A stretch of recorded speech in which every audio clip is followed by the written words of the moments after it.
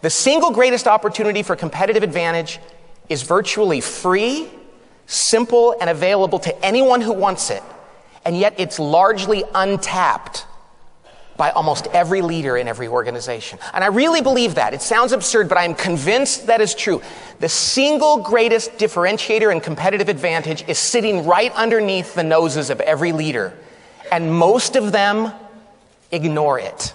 Every organization I work with has enough domain expertise, intelligence, and knowledge to be wildly successful. However, very few of them tap into all of that knowledge, domain expertise, and experience because they're not healthy, because of dysfunction and politics and confusion. Samuel Johnson, the great writer, had a great quote once. He said, "People need to be reminded more than they need to be instructed." I love that quote. People need to be reminded more than they need to be instructed. And I believe that's completely true. I'm just a reminder. I'm going to remind you of things you already know, maybe in a way that will help you remember them and put them into practice. A really, really smart organization that's unhealthy, and I see a lot of them all the time, especially in the high-tech arena, they tap into only a fraction of the knowledge they have. Healthy organizations like Southwest Airlines, they're not smarter than their competition. They don't have more PhDs and pay their people more and have more knowledge of the industry. You know what they are? Their culture is so healthy, so functional, that they tap into all the knowledge they have, and that analysts look at them and say, they must be much smarter than their competition, but it's not about that.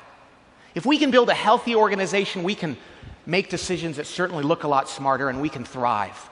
See, when I talk about trust on a leadership team, I'm not talking about predictive trust, which says you and I have known each other long enough to know that if I say something, you can predict my behavior. You can trust what I'm going to do. Or we've been together as a team long enough to where we can predict what one another is going to do. Any group of people, or any two people that have known each other for a long period of time, has predictive trust. That's not that special. The kind of trust that makes a team great, the kind of trust that's required to make a team great, is what I call vulnerability-based trust.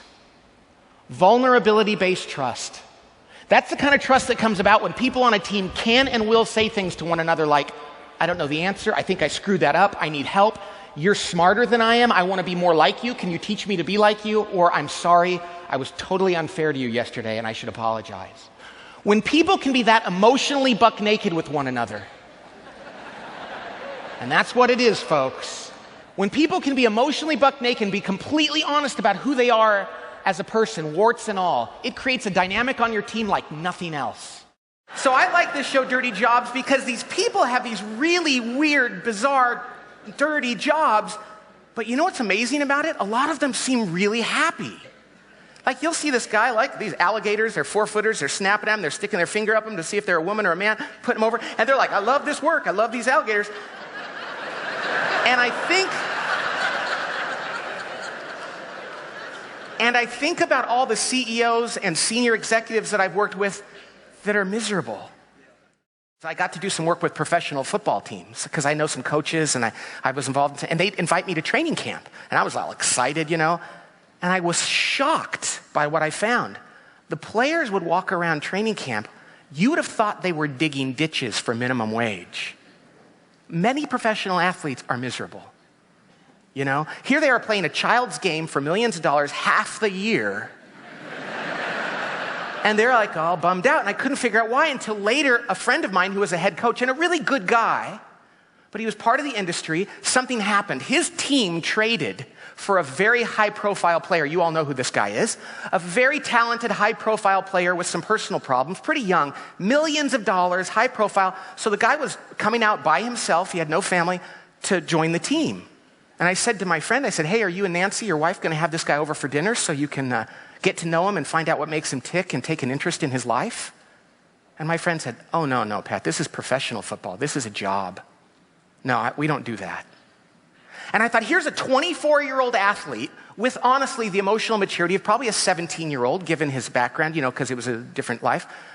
And this guy didn't think it was his job as a leader and a manager to get to know him, to take an interest in him. Let me tell you, ladies and gentlemen, I don't care if you're the head of marketing at a company or you're a line employee, if your manager doesn't care about you, and I've talked to senior executives at very interesting companies that didn't like their job because the CEO just couldn't care less about them. Nobody wants to be anonymous. I wish organizational health were a standard. Just like having good finances and good technology and marketing. Someday, man, I don't know how long it's going to take. We're fallible human beings, so it's going to be a while. But I hope someday people go, well, you work in an organization. We have to be organizationally healthy. We got to get rid of politics and confusion and have clarity and all those things. That will change the world, change society, change our families, change us as people. I think that's a good thing. Until that happens, though, this represents a really great opportunity for meaningful competitive advantage.